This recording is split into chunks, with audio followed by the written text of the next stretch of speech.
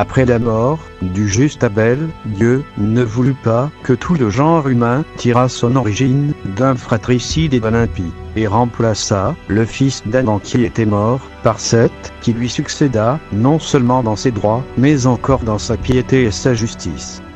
Les descendants de Seth suivirent la justice de leur père et n'eurent aucun rapport, aucune alliance avec la race du sacrilège, Caïn. Comme le montre clairement leur généalogie, Adam engendra Seth, Seth engendra Énoch, Énoch engendra Caïnan, Caïnan engendra Malaléel. Malaléel engendra Jaret, Jaret engendra Enoch, Enoch engendra Mathusalem, Mathusalem engendra Lamech, Lamech engendra Noé. Genèse 5, verset 6. Tandis que la généalogie de Caïn est différente. Caïn engendra Énoch, Énoch engendra Irat, Irat engendra Maviaël, Maviaël engendra Mathusaël, Mathusaël engendra Lamech. Genèse, chapitre 4, verset 18. Ainsi, cette génération, qui descendait du juste Seth, ne se mésallia pas et resta longtemps fidèle à la sainteté de son chef et de ses ancêtres, se préservant toujours de la malice et des crimes dont était infectée la race de Caïn. Tant que les deux familles furent ainsi séparées, les descendants de Seth, qui sortaient d'une bonne souche, méritèrent, par leur sainteté, d'être appelés les anges de Dieu, ou, comme il y est dit dans d'autres textes, les enfants de Dieu, bien que cela ne fût seulement qu'un titre honorifique dû à leur excellente conduite.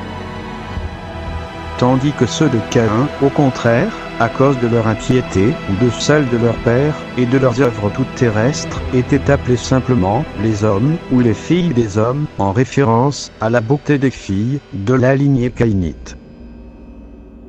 Cette séparation, si bonne et si utile à la race de Seth, dura jusqu'à ce que ses descendants s'éprirent de la beauté des filles de la race de Caïn et les prirent en mariage.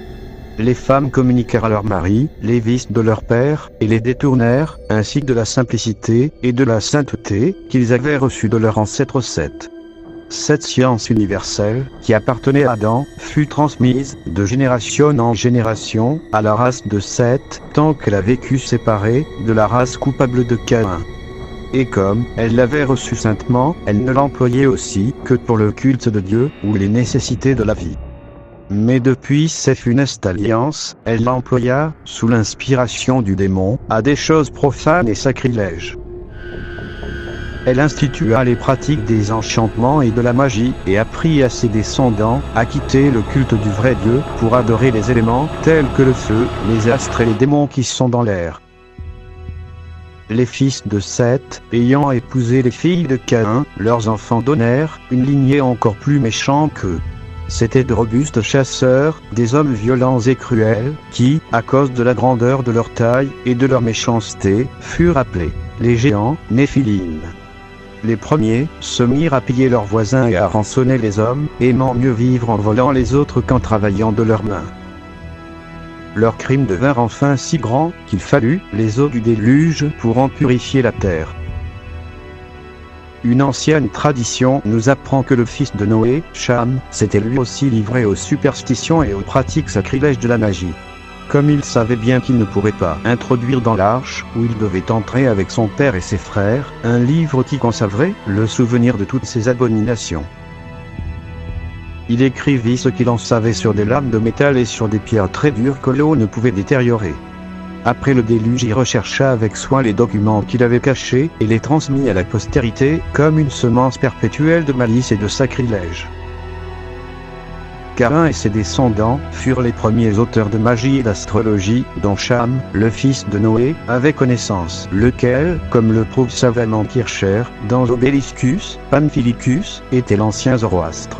Il cite, ce vrai et premier Zoroastre fut Cham, fils de Noé, inventeur de toute magie et de toute idolâtrie, qui exerça les arts et les sciences illicites, qu'il avait appris de la progéniture impie des Caïnites, avant le cataclysme, après celui-ci. Cham fut donc le premier qui répandit partout la renommée de son nom, en vertu des arts magiques et de l'expertise en divination astrologique. Cham transmit la magie noire à ses fils, Canaan, Misraïm, Pout et Cush, et ces derniers en firent de même avec leur descendance.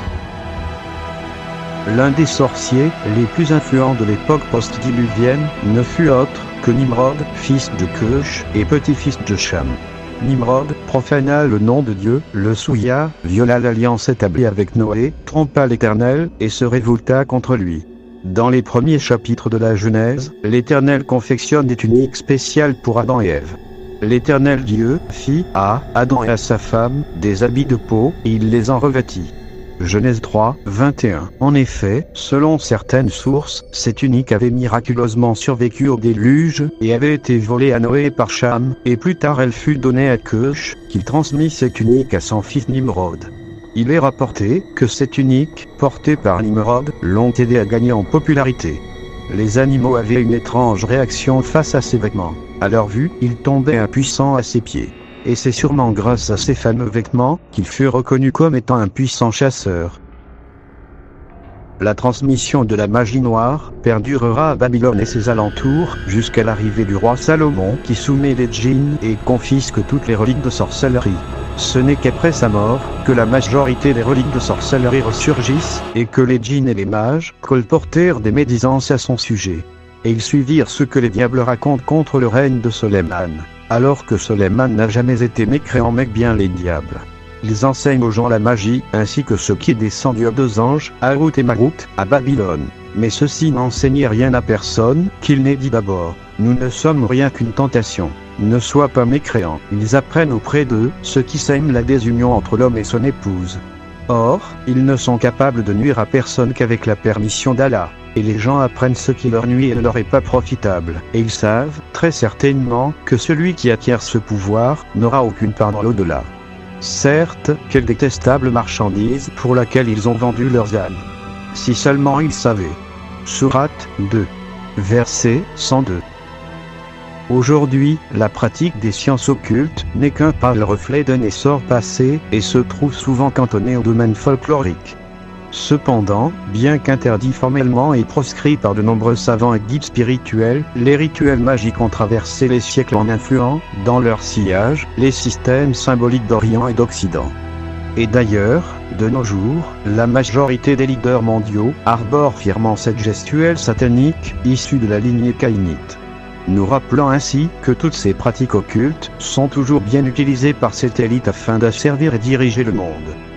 Merci d'avoir suivi cette vidéo, abonnez-vous sur ma chaîne, partagez-la et likez si cela vous a plu. Merci à tous.